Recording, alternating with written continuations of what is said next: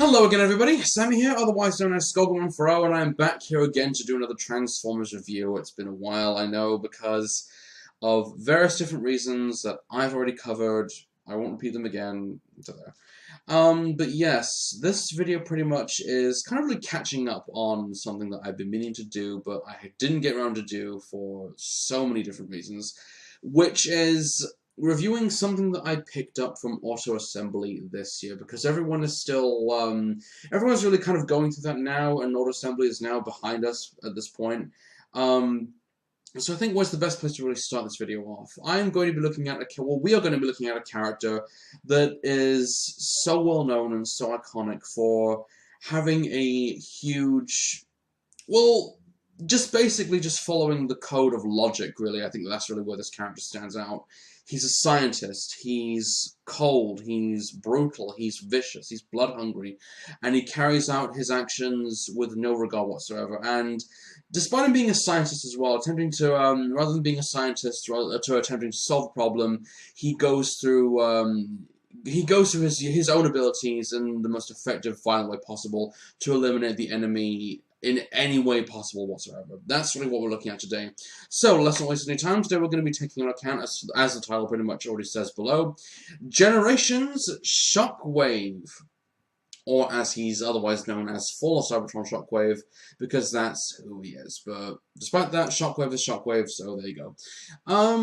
His toy, really, what can I say about his toy except I've heard so many people complain about his size, and his size really is a problem, because you would imagine this toy to be bigger. But despite all that, I think he's pretty good for what he is. He's got a lot of detail, and he's got a lot of good panel work, but at the same time, though, his size is his biggest flaw in this toy, so that's all. I'll leave it there for now. Shockwave, they're really, Shockwave, there's too much to say about this character, so I will try and keep it condensed as much as I can. Shockwave. What can really be said about Shockwave's personality, his bio, everything that he's done, in pretty much every incarnation that he's been in, since Shockwave is virtually the same character, depending on what incarnation you want to refer him to. What can really be said except Shockwave really is Megatron, well, the Decepticons' military operations commander. His power pretty much is second only to Megatron, and that's something that can be disputed quite easily. Shockwave, he is a scientist. That's one thing that we need to clarify first. He is a scientist, and his actions are described as being cold, brutal, and just with a little bit of perfection added to it. One would expect him to be quite mechanical, but despite that, though, he has his fair share of blood-hungry violence, so he is quite violent in regards to that. Shockwave's appearance is really what makes him quite well known, because his whole appearance facially, he hasn't got a face, he's got an eye. He only carries out, not only carries out, he has a very emotionless face. He's not emotionless in the same way that Soundwave is, but he's emotionless because he hasn't got very much expression to show for it, because his face is only limited to just one eye. And that's really what makes his character stand out, because his visage alone makes him a very well-known, iconic character. And I think it was Transformers writer Bob Budiansky who said that the character of Shockwave was actually inspired by the character of Spock from Star Trek, because you can almost see the characters as having some similarity between one another. They are both emotionless to some regard, and they follow logic very, very closely, so the whole illogical thing really falls into this character quite closely. So that's really his bio in a nutshell. As to what this character has done, in the cartoon, really, I think his role in the cartoon was sadly downplayed a great deal.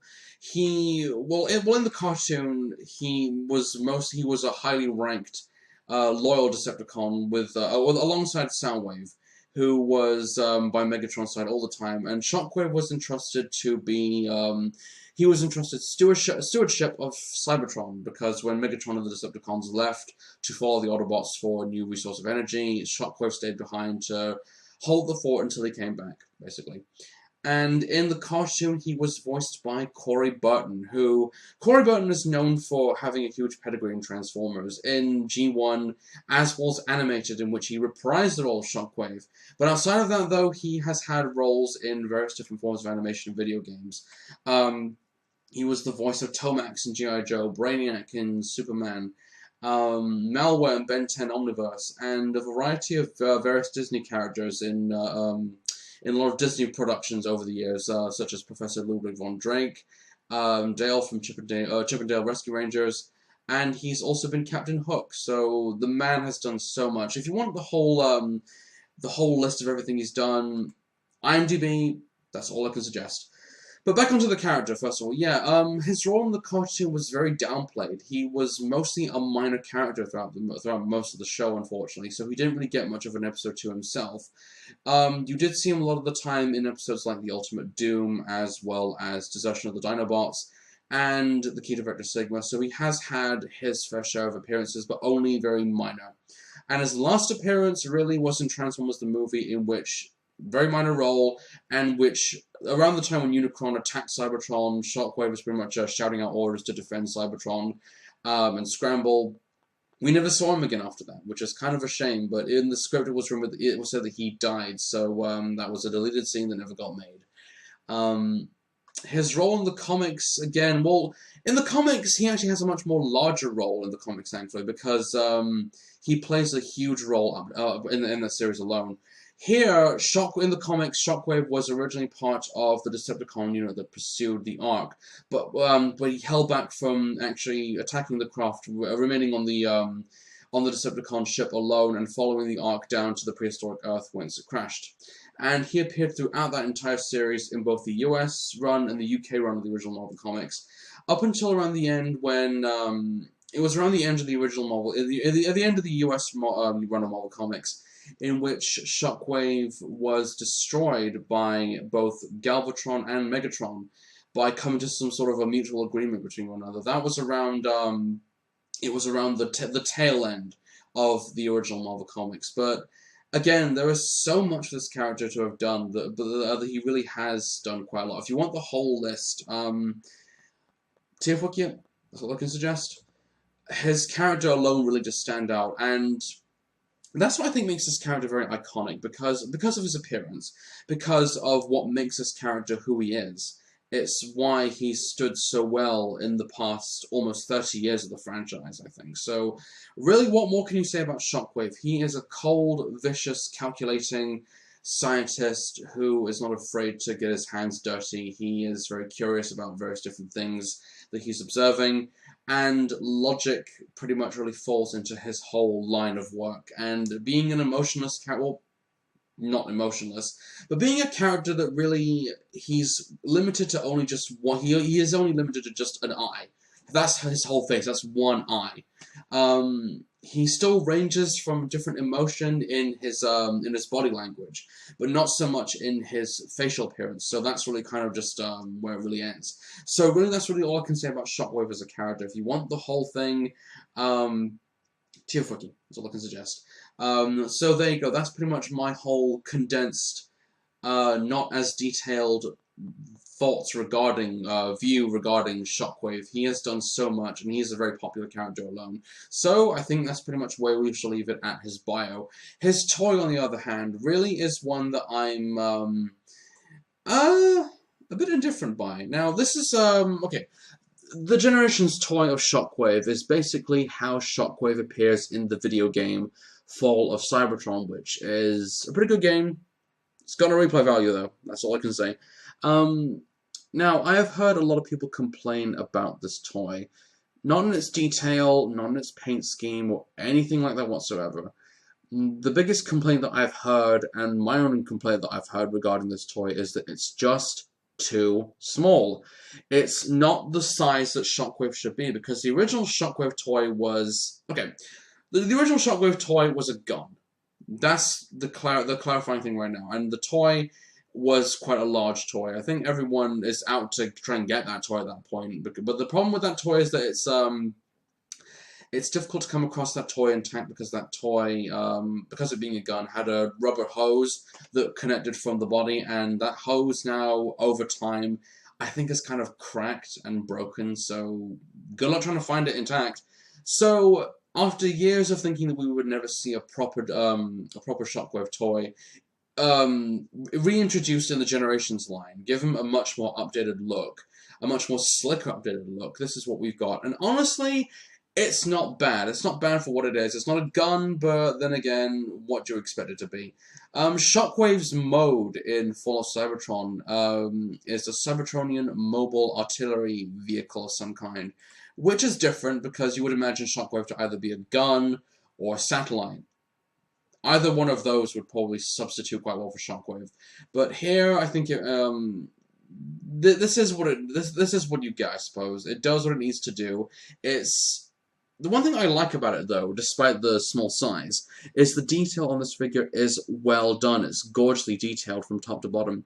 All the way over this figure, and depending on, because the camera on this isn't really all that good, but you can see the detail quite well placed in this figure quite nicely. Everything about this figure just has that Shockwave appeal to it. The detail is quite well put together. And it even hides the robot mode very well, so the alt mode is good for what it is. So despite it not being a gun, this is as close to what I think you can get. And plus, here's the thing, if you really want to make it a gun, this is what I think you could do. Just take the these back pieces down, and there you go. Bang bang. The laziest gun you've ever seen from me. I'm pretty sure that you can consider this a fan-made mode at best, but it's really, it's kind of shit, to be honest. Honestly, it's not the end of the world that Shockwave's not a gun. I mean, change is inevitable in any franchise, so you've got to make sure these characters update and evolve, and make sure that they're modernized as much as possible. They can't maintain their original forms forever, and it would be boring if they did. So the paint scheme on this is actually very nice. It's all purple because Shockwave, as a character, as a toy, as everything, was always purple, except for animated. But then again, he had another toy where his whole scheme was purple. But there you go. So this toy, in terms of detail and in terms of just the panel work, really is quite nice. It stands out quite well. It's just the size that really is irritating. I'll talk about the size later on. So for the moment, let's get on to the robot mode. Now, the transformation for this figure really isn't all that complicated, which is why I think this toy deserves more... Oh, piece just fell off. Deserves more credit and more praise than what I think is given. And to be fair, I think this toy is very, very overlooked. I think it really is... It's not the fault of the toy. I think it was probably just the designers of the toy, the manufacturers of the toy alone that really made this toy this unfortunate size. Which is a shame, but really you gotta move on, I suppose. So yeah, after all that palaver with the legs and all that stuff, just get the arms out of the way and move all these pieces out and lift this back piece up, which of course connects to make the chest. And you got the head come up, and here you have Shockwave in his robot mode. Let me just get the hands out first of all. I'll get to the hands in a minute, but first of all, let's just get this guy into his robot mode first of all. Now, this is fantastic. I love the robot design for this. The robot mode for Shockwave in the video game of Fall of Cybertron, and just how he looks as a whole is very well made. It looks quite nice. Let's look at the head first of all. Now, the head really isn't anything that special because, like I said before, Shockwave's facial emotions are very, very limited because, of course, his only facial appearance is limited to that of only just having one eye, so he hasn't got anything else aside from that. And it is actually quite a nice-looking head. It's as Shockwave as you can get, I think. Only real complaint I've got, though, is that his eye isn't yellow, because I remember correctly that his eye originally was yellow. He had a yellow eye. And here is a sort of purple color, which it's not bad, but I think if they were ever going to re-release this toy again, they should give it a much more G1 accurate style eye, which I think would be nice. The chest, nothing really that different from how it looked in G1, so really that's the closest loyalty that I think you can get. Articulation wise, here we go. The 360 rotation. Elbows can bend, they're on ball joints, everything is where it should be. And really, the one thing I like about it as well is that the one thing I like about the Fall of Cybertron / War of Cybertron designs is that they have a very good way of incorporating the Cybertronian look quite nicely. And with this figure looking as it is, from the chest and specifically around the rib area, it's got quite a nice bone structure to it, and that's really where it stands out for me. So what more can you say about this except for the fact that let's get his weapon on to just kind of close this up. Here is his weapon, which is weird considering the fact that he had, originally Shockwave had just one blaster which was attached to his left arm. Here is a variety of 3, which is quite a nice little touch. Just try and get this in. You can actually have this thing without the blaster, but I think it's, you've just got the lasers. But I think it just looks nice with the... Oh, come on, get on. With this on. So, and you can do this with the right arm as well. What you need to do, of course, is fold in the hand, and then just slot this little gadoodle into his arm. And there you pretty much have Shockwave, the one-armed, one-eyed guy that he is, armed with one blaster, which looks really, really nice. So, where does that leave us? This toy isn't good, and it's not bad either. It's a little bit in between. I think that the toy, its heart is in the right place. The detail is fantastic. The paintwork is really good, minus the eye. But again, this toy suffers from the fact of just being too small. And this is kind of really what I was saying a while ago regarding the whole scaling down issue, which has kind of become a thing now. I can excuse that, but I think that's the biggest flaw for this toy, is its size. It should be much bigger. It should be the same size as, well, virtually any of these figures that I've got with me. A deluxe size is what I'm really asking for, but really, it's fine for what it is. I think you can really just go ahead and say that, oh, it was Hasbro's fault for downsizing this figure for what it is. If you want a larger figure, I would suggest that you just get the Prime Shockwave. I think that just makes a much better substitute. But I think this figure it's okay. It's just an okay toy for what it really is. But really, the character, he is a very iconic character. I like him for being what he is. He is not emotionless, but his range of emotions is very limited to just only having one blinking eye. And being a very vicious, violent, perfectionist of a scientist, you can't really fault him for having just a range of emotions that consists of having one blinking eye. So the toy it's fine. The toy is okay. The character Shockwave is very well known. Look him up. Great character. So there you go. This has been pretty much Generations, or otherwise known as 4 Cybertron Shockwave. And I am Sammy, otherwise known as Skull140. Thanks for watching, everybody. See you all soon. Take care. Bye.